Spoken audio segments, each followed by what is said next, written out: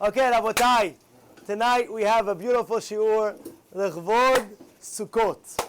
So listen good. And of course, like always, like usual, it's a lifelong lesson that we take home with us. It's a lifelong lesson. Now what is that? You have etrog, lulav, hadas, arava. Etrog, what does that symbolize? It symbolizes a tzaddik, a complete tzaddik. It symbolizes a complete tzaddik. A tzaddik that what?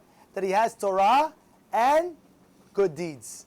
You have to understand something. Sometimes a person in life, he can learn Torah all his life, but he also has to do good deeds. He also has to do good for other people. Like we have Mr. Jad over here, he opened up his sukkah for us, everything he wants, b'chavod, open up, this. It's a good deed. It's a good deed. Also you have the Torah, to learn the Torah. That's the etrog. Now you have lulav. What's lulav? Anybody know what's lulav? Lulav is a person that it has a taste, but it doesn't have a smell. That means it'll learn Torah. The person will learn Torah, but he won't have good deeds. You have the hadas. Hadas smells good, but doesn't taste good, right? So what is that? That's the person that doesn't learn Torah, and what? And he does good deeds. Then you have the fourth guy, which is the arava. What's the arava? No ta'am, no reach. He has nothing. He doesn't learn Torah and he doesn't have good deeds. He doesn't do ma'asim tovim. He doesn't have, what's it called? He doesn't have Torah. But what does Hashem say? Hashem says, to have kaparat avonot for this guy who doesn't have anything. Really technically, what he's doing in Klal Yisrael? What is he doing Jewish people? But the fact that what? That he's part of us, elu mechaprim al elu. Everybody has a kaparah. We're all in one. So everything balances out. And that's why, of course, we tie the lulav together and we shake it together. Everyone is one together. Now, of course, everybody wants to be the etrog. Everybody wants to learn Torah, and everybody wants to do good deeds. And that's what we really have to strive for.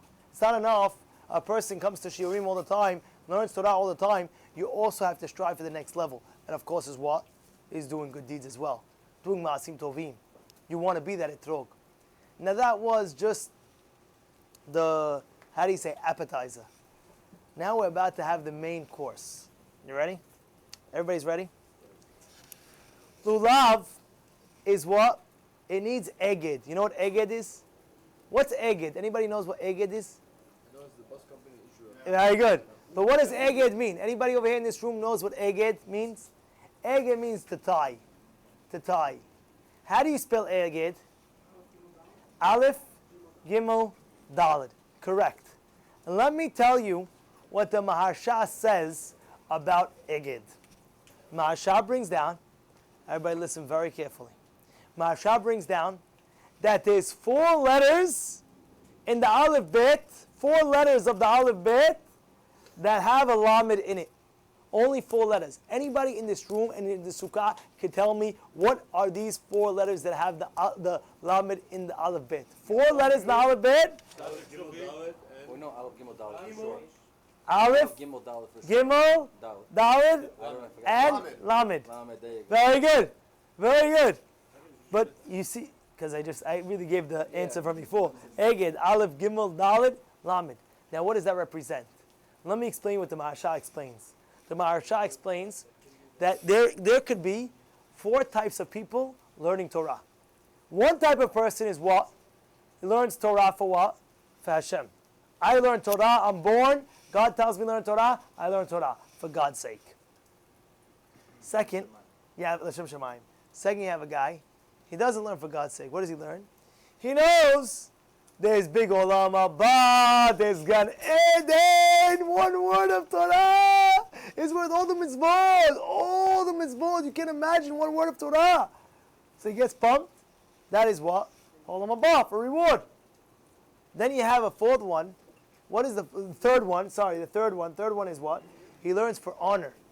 One day they're all going to stand up for me. One day they're going to all call me rabbi. One day this, one day that.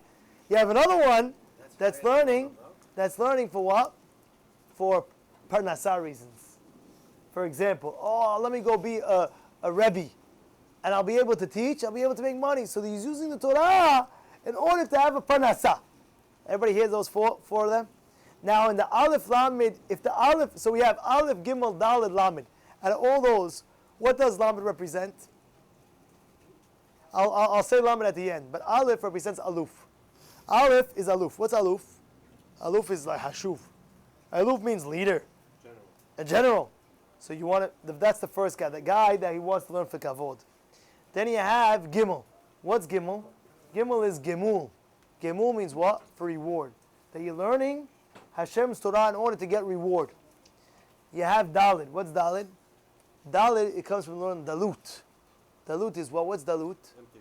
Dalut means poor. Poor. So he learns Torah in order to have money.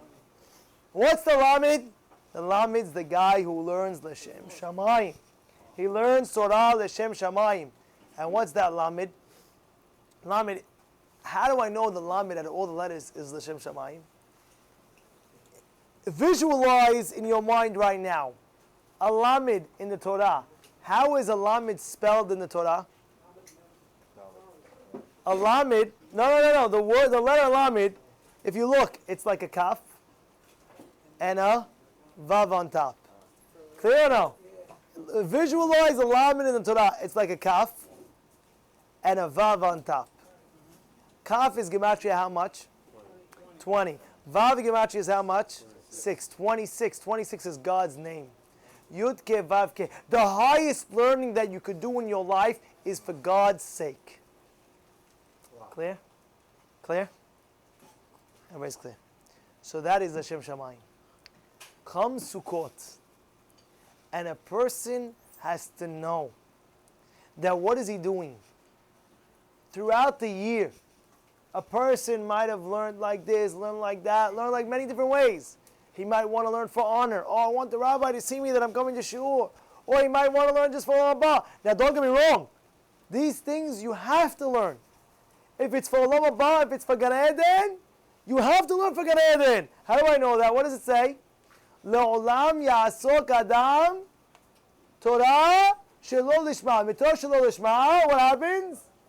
Ba'al lishma. From the Torah that comes shelo lishma, ba'al lishma. So therefore, we're encouraging everybody to learn for honor, for kavod. I'll tell you a personal story. I was in Chacham Ovadia Yosef's house. Me, amongst another 50 people from my yeshiva. When he was alive, of course, when he was alive, right? Oh, you're right, you never know, right? When he was alive. So as he was sitting down, you know what he said? He would scream at us. What do you guys want to be? You want to be this, you want to be that? Or you want to be Chachamim Gedolim? What do you mean? What do you mean? That's what I want to learn in order to be Chacham? I want to learn in order to because Hashem said to learn. So what do you mean? I'm learning in order for what? I'm learning to learn to be Chacham. How can that be? You know what the answer is? Should I tell you the answer is? Mitoch shelo lishma balishma. From a fact that a person learns lo l'shem shamayim, he marries what he starts getting learning what?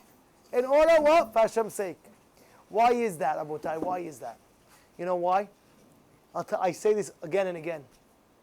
Reshaim milaim halata. Reshaim. You have to understand, the guy could be driving on Shabbat with a crazy Bentley convertible, with a nice fat cigar, Cuban, straight fresh. Crazy gold watch, this, that. You should know, he's full of regret. He is wasting his life, driving on Shabbat, doing all the shtuyot, doing all the averot. The guy is wasting his life and he feels disgusting about it. But a tzaddik, I'll give you an example. I don't want to say about celebrity. You know a celebrity? Imagine, like, let's say take Michael Jordan. Imagine right now if you saw Michael Jordan. Oh, Jordan, what's up, man? You just stand next to him. Picture. Picture. He gets a picture with Jordan. Sends it out. I got a picture with Jordan. Why do you feel good? Because I'm next to a celebrity. Imagine a guy who gets close to Hashem. You're standing next to the biggest person in the creation. Not even creation, he created everything, but I'm bringing out a point. How good would you feel just to get close to God? You understand what we're trying to say tonight? You hear what's going on? So therefore we tell you, we encourage you, no matter what way it's going to get you to learn, learn. How do you think Abraham Avinu did it? What did Abraham Avinu do? He wanted to make it of the people. How do you make it of the people? He brought food and more food and more food and more food. What do you bring so much food for? Enough. Keep on bringing them food. Let the people eat. After. How much we owe you, Abraham? No charge. What do you mean? I had a whole meal. What do you do? I'll tell you what you do. Sebekat Amazon. Thank God. You don't have to pay me. Yeah. But what? Any way possible that's going to get you to learn, learn. Except one thing. You know what that one thing is? If a person is learning Torah in order to uproot certain things, in order to uproot the rabbi, in order to uproot the mitzvah, that already, we tell better that you weren't even born. Some people are like that. The maskilim sometimes. Everybody hear about maskilim? You know what the maskilim were? No. Maskilim were the people that were taking the religious people and they were bringing them and modernizing them. Back in the Holocaust, that's what they wanted to do. They wanted to modernize. Learn philosophy, learn this, learn that. So they would, let's say, I'll give you an example. A person could take the Torah and through the Torah, look, I'm as knowledgeable as you. So therefore, since I'm knowledgeable you, you come with me now. So you're learning Torah, why? To uproot the Torah. That's the worst. But anything else, what do? Come in. Come in. Why do you want to learn? Oh, I want to be this. I want Hashem to reward me in this world. That's why I want to learn. I want God to give me wealth. I want God to give me health. I want God to make sure this person is going to have refuah shlema. So Hashem Shamayim, you're learning for his refuah shlema. You're not learning for Hashem's sake. Doesn't make a difference. You know why? Because eventually, that learning will become L'Shem Shamayim.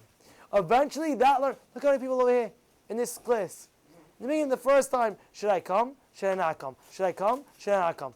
Eventually you came, then you keep on coming, keep on coming, keep on coming. It might have been more L'Shem Shamayim. I know a personal guy that was in Al Minyan. In Al Minyan. He came, Shelo L'Shem Shamayim. I'll tell you, I'm not going to tell you the guy's name, but he came. He said, Rabbi, as he came to the class, the only reason why I'm coming is because I made a deal with my friend. What was my deal? My friend always bugs me in the gym. So you got to come to class, you got to come to class, you got to come to class. The only reason why I'm coming because I made a deal with him, he will never bug me again for shiur ever again. I'll come one time. After one time, don't ask me to come again. And guess what? This guy came that one time. He was Mechalel Shabbat. He was, I don't want to say, he was a DJ in a club going on a Friday night to disco. Club, jamming. From that one time, he kept Shabbat and he kept Shiurim. Now he's married with children, learning, I would say, every single night. How did that happen? How did that happen, Abotai? You know how that happened? How did it happen? With one shi'ur. With one shi'ur, lo l'shem shamayim. It was l'shem shamayim. The only reason why was why? Okay, don't bother me. I'm not. You won't ask me to come to shi'ur again. But what happened? You see? Abotai, you hear what I'm saying here tonight? Mitoch shelo lishma ba lishma. And that's what? That's eged. What's eged? Aleph, Gimel, Dalid. We tie what? We tie the lulav. We're trying to say it's okay. All these things that you did right now, you learn L'Shem Shamayim, don't worry. You know why? Because one day the hadas, lulav, and arava are tied together. It's eged. But one day eventually it'll become like what? Like the etrog. The Shem Shamayim. That's why the etrog is not attached. You know why the etrog is not attached? Because the etrog doesn't have to be attached. Why? Because it has all the qualities.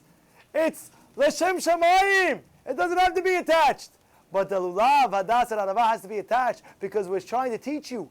No matter what intention you have in your brain, eventually you will get to the etrog. You will get to be L'Shem Shamayim completely. And that's the end goal.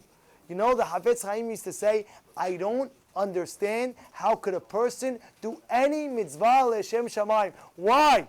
Why is it so hard for a person to, you know why? Because if you believe in Gan Eden is so big, then it's impossible to you do l'Shem Shamayim. Imagine I tell Teddy, do me a favor, pour me a bottle of water, please. Pour me a cup of water right now, and I'm going to give you $10 million cash. I have, you see the brown bag? Inside the brown bag, there's $10 million cash. Teddy, please, but I want you to pour me water. Why? Because you love me. Not because you want $10 million cash in the thing. Oh, yeah, sure, no problem, Rabbi. He pours it. I show him the money too. Hey, it's $1. See? Oh. Tell me, is Teddy's intention because he loves me, or is it because he sees $10 million in the bank? Because, I don't know, maybe Teddy's going to love me. But at the end of the day, it could be. But at the end of the day, any normal human being sees the $10 million, Rabbi, I love you. Same thing with God. How can you do the Shem Shamayim? Your Olam Haba, you got ended is $10 billion. Impossible.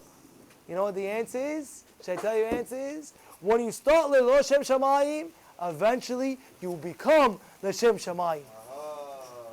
Amen.